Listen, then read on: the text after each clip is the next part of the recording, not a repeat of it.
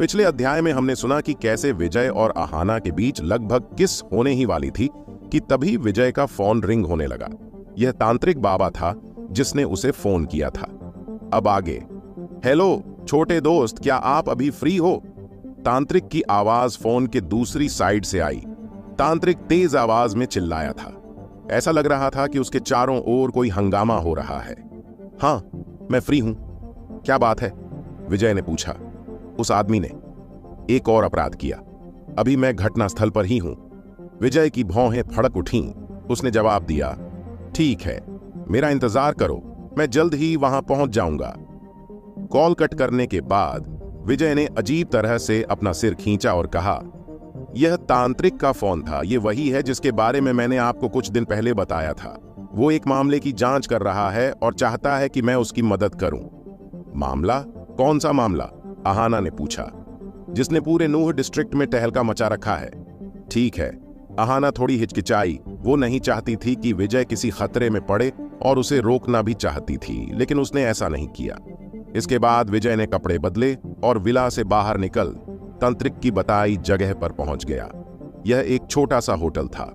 Police की गाड़ियों ने पूरे होटल को घेर रखा था और मैन गेट पर पीले रंग की एक crime scene do not cross पट्टी लगा रखी थी। पुलिस ऑफिसर्स होटल के अलावा पूरे इलाके में फैले हुए थे। ऐसा लग रहा था जैसे होटल के साथ साथ पूरे इलाके की नाकाबंदी कर रखी हो। कुछ लोगों की भीड़ होटल के मैन गेट पर खड़ी थी। सभी लोग भयभीत भावों के साथ होटल को देख रहे थे। यार, ये बहुत डरावना है। मैंने सुना है कि 1 से अधिक लोगों की मौत हुई है। उन सभी को बहुत बेरहमी से मारा गया है। हाँ, उन सभी की स्किन लाल हो रखी थी और बॉडी फूली हुई थी। वो बहुत भयानक सीन था। क्या ऐसा हो सकता है कि यह सब मर्डर एक ही आदमी ने किए हो? भीड़ घटना की चर्चा कर रही थी। विजय भीड़ के पास गया और उनके बीच उसने तांत्रिक को पहचान लिया था। फिर उसने तांत्रिक को पुकारा। उसकी आवाज सुन तांत्रिक उसके पास तुरंत आ गया। छोटे दोस्त, आप आ गए? क्या हो रहा है? विजय ने पूछा। यहां जो कुछ भी हुआ उसके बारे में मुझे कुछ नहीं पता, लेकिन मैं यकीन के साथ कह सकता हूं कि यह वही व्यक्ति है। मैं उस जगह पर घुसने से पहले पुलिस के सभी सबूत इकट्ठा करने का इंतजार कर रहा हूं। अगर मुझे अभी भी उसके पीछे छोड़े गए किसी भी निशान का पता चल जाता है तो मैं उसे ढूंढने और यह पता लगाने में सक्षम हो जाऊंगा कि वो कहां छिपा हुआ है, तांत्रिक ने कहा। ठीक है, विजय ने जवाब दिया। कुछ देर इंतजार करने के बाद उन्होंने पुलिस की 2 और कार्स को सड़क के दूसरी तरफ से आते देखा।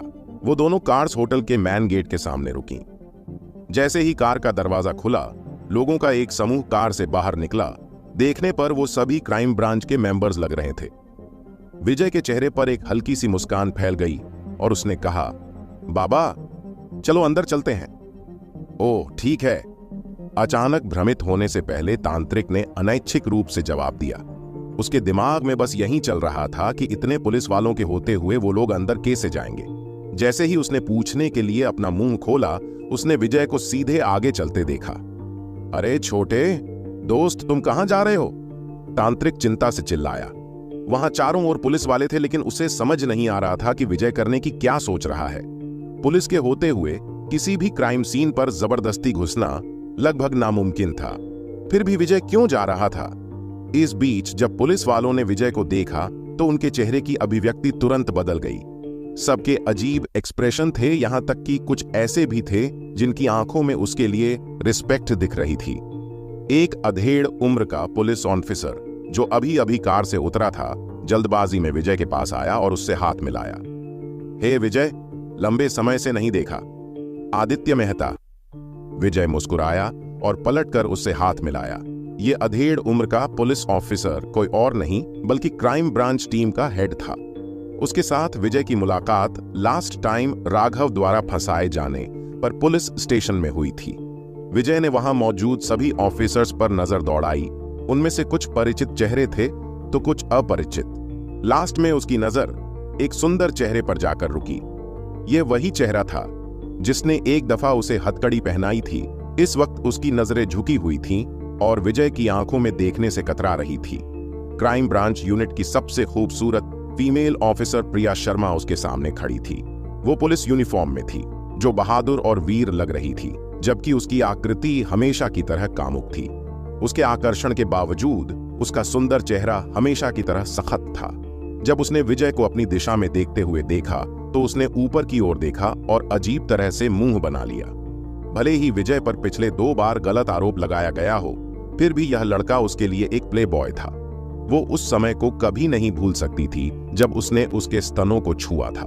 एक बार फिर से यह याद आते ही उसका चेहरा शर्म से लाल हो गया। विजय को नहीं पता था कि वो क्या सोच रही है, इसलिए वो केवल मुस्कुराया।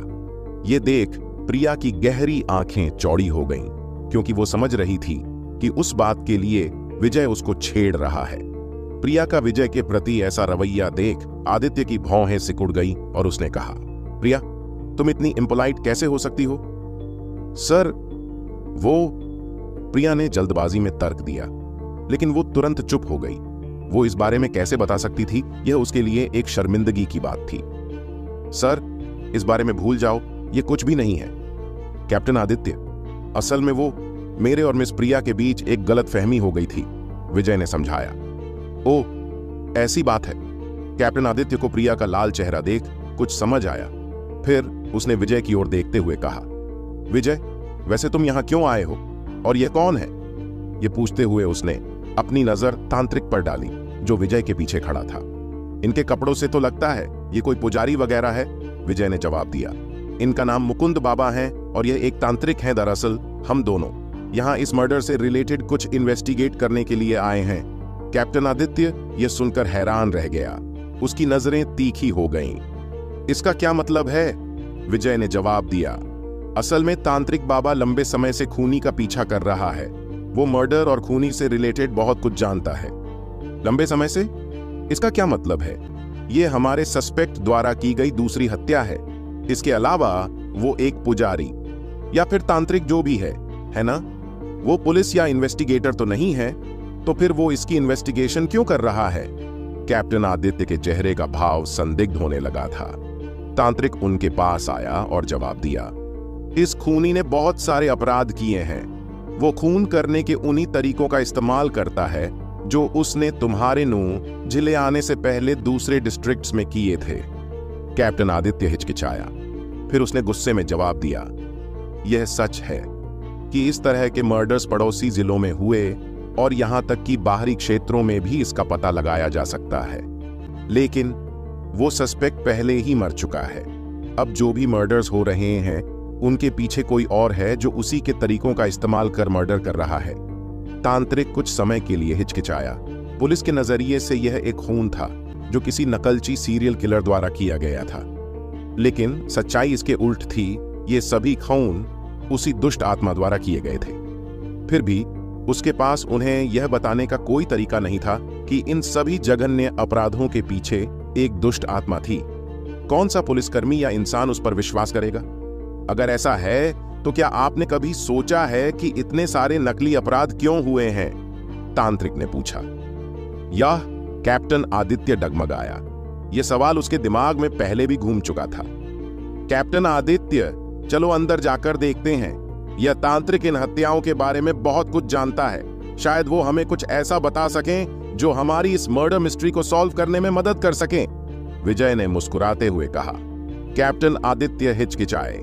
यह कानूनी तौर पर इसकी अनुमति नहीं दी जा सकती, लेकिन चूंकि विजय तुमने कहा है तो जाने में कोई समस्या नहीं होनी चाहिए। कैप्टन, प्रिया ने जल्दबाजी में कहा, यह एक क्राइम सीन है। आप ऐसे कैसे किसी को अंदर जाने की अनुमति दे सकते हैं? इट्स ओके प्रिया, विजय कोई बाहरी नहीं है ना? चलो आओ आओ, इसे अपने पैरों में लपेटो और अंदर आओ। कैप्टन आदित्य ने उनके लिए जूतों के कवर का एक सेट रखवाया और उन्हें पहनकर अंदर आने को बोला। क्या तांत्रिक बाबा और विजय मिलकर पता लगा पाएंगे कि वो दुष्ट आत्मा कहां छुपी हुई है? क्या क्राइम ब्रांच की टीम को पता चलेगा कि यह मर्डर किसी सीरियल किलर द्वारा नहीं बल्कि एक आत्मा ने किए हैं? और आखिर क्या होगा जब उन्हें यह पता चलेगा कि इन सब मर्डर्स के पीछे एक दुष्ट आत्मा है? आखिर क्या होगा विजय की इस दिलचस्प कहानी का अगला पड़ाव जानने के लिए बने रहें हमारी कहानी सुपर बिजनेसमैन के साथ, सिर्फ द हॉरर हंटर चैनल पर। पिछले अध्याय में हमने पढ़ा कि विजय क्राइम सीन पर पहुंच चुका था और वहां उसे ऑफिसर प्रिया के अलावा क्राइम ब्रांच टीम का कैप्टन आदित्य भी मिला। वहां हमने देखा कि प्रिया विजय को देख थोड़ी अनकंफर्टेबल महसूस कर रही थी। इसके बाद तांत्रिक ने क्राइम सीन देखने की परमिशन मांगी लेकिन पहले तो कैप्टन आदित्य तांत्रिक को देख थोड़ा शक कर रहा था, मगर बाद में विजय की वजह से उसने उन्हें क्राइम सीन देखने की परमिशन दे दी थी। अब आगे। छोटे दोस्त, तुम तो कमाल के बंदे हो। मैंने सोचा नहीं था कि तुम्हें पुलिस वाले भी जानते होंगे, तांत्रिक ने विजय की तारीफ करते हुए कहा। वो विजय से बहुत प्रभावित हो चुका था। हम्फ। उन दोनों को देख प्रिया गुस्से में दंदनाती हुई होटल में घुस गई। विजय और तांत्रिक भी आदित्य के पीछे पीछे होटल के अंदर चले गए। हवा में फैली खून की तीखी गंध के साथ होटल में हल्की रोशनी हो रही थी। वो लोग जब कॉरिडोर से गुजरे तो उन्होंने फोरेंसिक टीम के ऑफिसर्स को सबूत इकट्ठा करते और पिक्चर्स क्लिक करते हुए देखा। इसके बाद वो लोग एक रूम के पास पहुंचे, जहां डोर से अंदर देखते हुए विजय की भौहें सिकुड़ गई। रूम के अंदर का सीन इतना भयावह था कि विजय भी एक पल के लिए कांप गया। रूम के अंदर 2 डेड बॉडीज थीं, जिनमें से एक बेड पर बंधी हुई थी और जबकि दूसरी को एक कुर्सी से बांधा गया था। उन दोनों की चमड़ी उधड़ी हुई थी और पूरे शरीर पर कट्स लगे हुए थे। शायद चमड़ी उधते वक्त लगे होंगे। इसके अलावा पूरे रूम में खून ही खून बिखरा पड़ा था। कैप्टन आदित्य और उसकी टीम रूम के अंदर चली गई, जबकि विजय और तांत्रिक डोर पर खड़े थे। तांत्रिक ने अपने भूवैज्ञानिक कंपास को बाहर निकालने से पहले चारों ओर देखा। फिर उसने देखा कि कंपास पर लगी सुई थोड़ी सी हिली। मुझे पता चल गया, तांत्रिक ने विजय से खुश होते हुए कहा। अब हम उसको ढूंढ लेंगे। इसके बाद वो दोनों कुछ बहाना बनाकर होटल से बाहर निकल गए। उन्होंने एक टैक्सी रोकी और भूवैज्ञानिक कंपास द्वारा इंगित दिशा की ओर तेजी से बढ़े। लेकिन भूवैज्ञानिक कंपास की सुइयां रुक रुक कर काम कर रही थीं।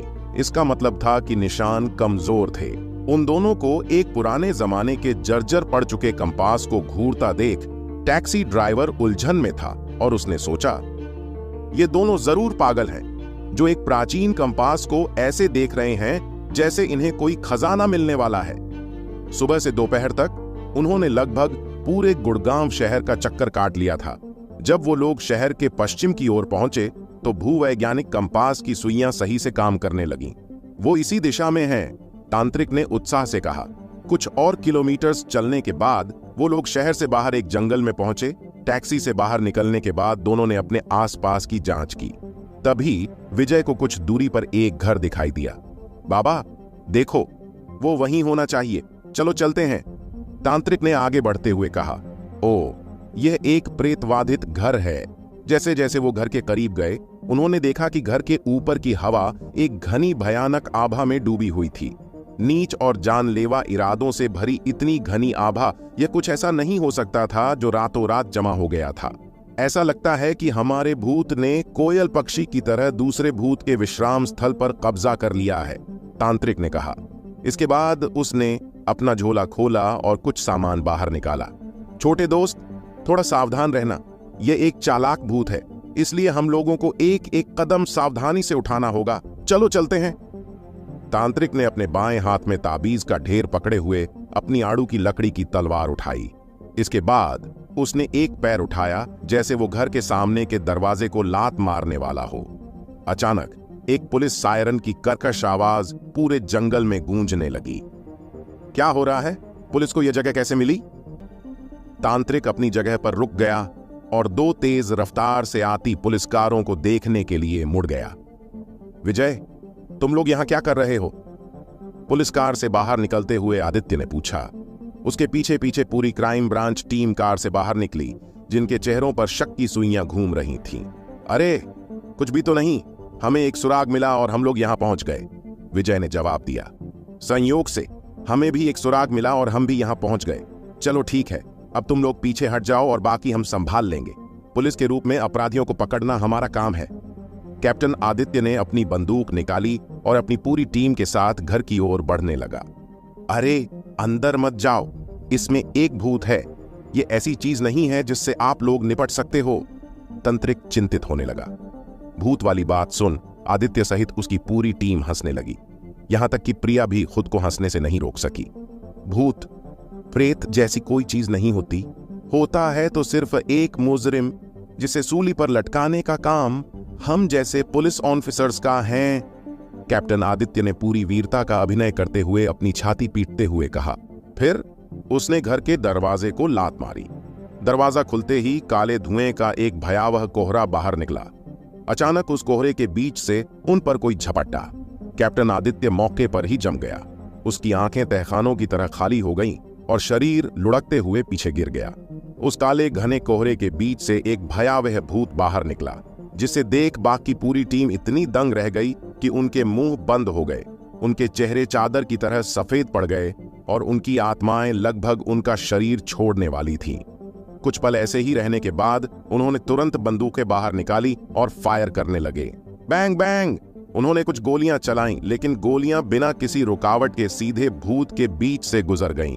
वो भूत था ना कि कोई इंसान। गोलियां तो उसके आर पार होनी ही थीं। वो भूत उछला और सीधा ऑफिसर प्रिया पर झपटा। प्रिया घबराते हुए तुरंत पीछे हटी और कांपते हुए हाथों से बंदूक पकड़ उस पर लगातार फायर करने लगी। लेकिन इसका कुछ फायदा नहीं हुआ। सारी गोलियां भूत के आर पार होकर पीछे दीवार में जाकर लगीं। यह देख उसका सुंदर चेहरा खतरनाक रूप से पीला पड़ गया था। जैसे जैसे उसके चेहरे पर घबराहट बढ़ती गई, उसका चेहरा और ज्यादा पीला पड़ने लगा। 1 दर्जन गोलियां चलाने के बाद उसकी बंदूक खाली हो गई थी। उसने बंदूक को एक तरफ फेंका और मुड़कर भागने लगी। अपनी घबराहट में उसने नहीं देखा कि वो कहां जा रही थी और सीधा जाकर पीछे खड़े विजय से जा टकराई। विजय का पूरा ध्यान भूत पर था। उसने प्रिया को अपनी ओर भागते हुए नहीं देखा था। अचानक उसके आकर टकराने से वो बैलेंस खोकर जमीन पर नीचे गिर गया। जब उसने देखा तो प्रिया उसके सीने से चिपकी हुई थी और उसकी आंखें बंद थीं। लेकिन अगले ही पल उसका चेहरा टमाटर की तरह लाल हो गया, क्योंकि उसकी नजर सीधा उसके उभरे हुए हिस्सों पर गई थी। क्या तुम पागल हो? तुम भाग क्यों नहीं रहे? जल्दी करो और भागो। उसको बेशर्मों की तरह मुस्कुराते देख प्रिया गुस्से में तमतमाती हुई बोली, लेकिन उसे एहसास नहीं हुआ कि विजय क्या सोच रहा था। फिर वो जल्दबाजी में उठी और विजय की बांह पकड़ भागने लगी।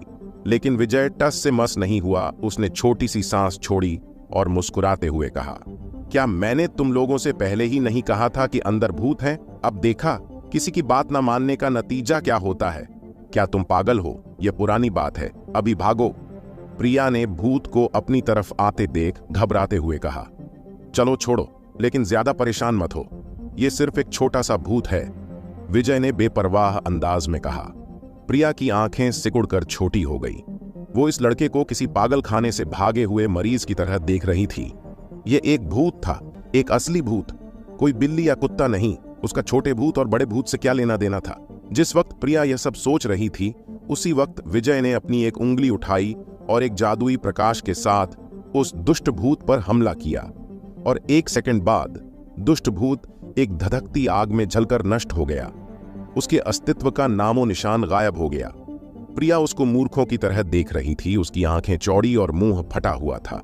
अगले ही पल वो घबरा कर वापस उसके सीने से चिपक गई, जैसे मानो उसने अभी अभी दुनिया का सबसे अविश्वसनीय चमत्कार देखा हो। तुम उसके कोमल गुलाबी होंठ कांप रहे थे क्योंकि वो हटक रही थी, बोल नहीं पा रही थी। मैं क्या? विजय ने मुड़ते हुए उलझन में पूछा। प्रिया का मुंह फूला हुआ था क्योंकि उसका चेहरा अभी भी अविश्वास से भरा हुआ था।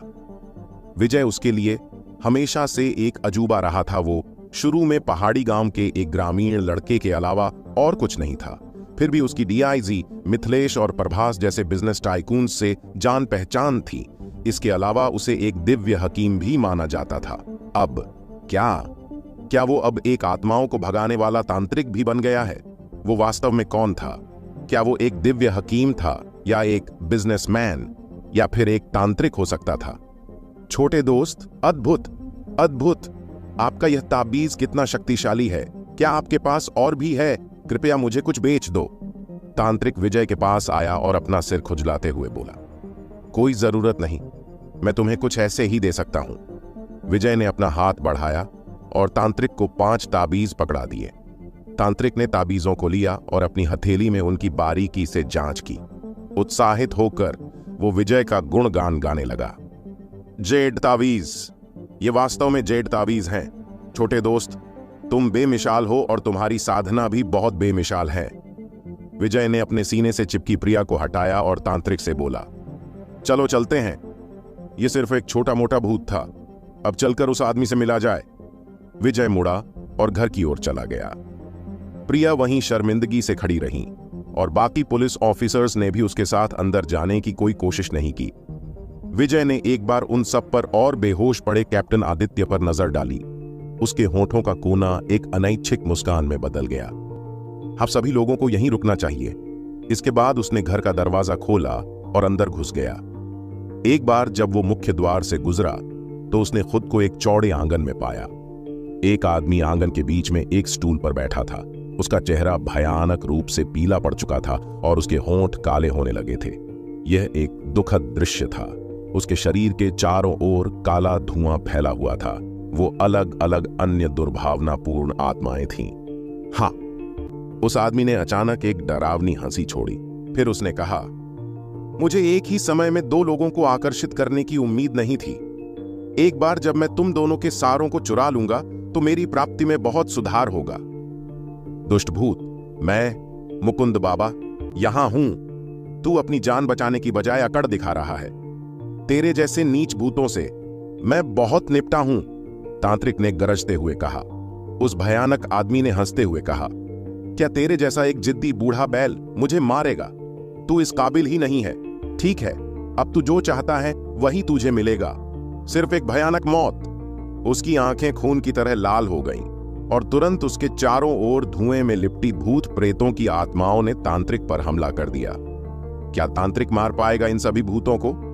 आखिर वो भयानक आदमी कौन था और क्यों खेल रहा था ये खूनी खेल? आखिर क्या होगा? विजय की इस दिलचस्प कहानी का अगला पड़ाव जानने के लिए बने रहें हमारी सुपर बिजनेसमैन के साथ, सिर्फ द हॉरर हंटर चैनल पर।